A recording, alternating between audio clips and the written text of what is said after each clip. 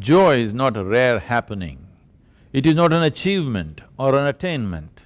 It should be the natural ambience of your life. When you remain joyful, your whole life is a celebration. Do not save your joy. You are not going to roll in laughter in your grave. All the people who saved their joy through their lives. I went to the cemetery to check on them. Never heard laughter out there, believe me.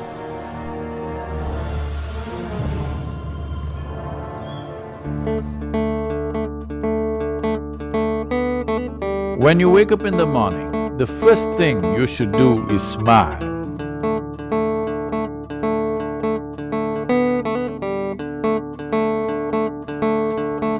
Since you went to bed last night, nearly 1 million people died. But you are alive and awake, so smile. Then look around. For so many people, someone dear to them is no more today. Everyone who is dear to you is alive today. Wow, it's a great day, isn't it? Today morning, did you see that the sun came up wonderfully well, the flowers blossomed, no stars fell down, functioning very well, everything is in order. The whole cosmos is happening wonderfully well today, but just one nasty thought worming through your head and it's a bad day. Suffering is happening essentially because most human beings have lost perspective as to what this life is about. Their psychological reality has become far larger than the existential process.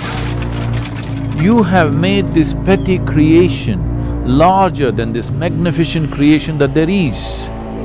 What you call as my life is a brief happening and it is a minute speck in this universe. For that, aren't you doing great? Just spend 5 minutes every day. Put things in perspective. A smile will spread on your face for sure.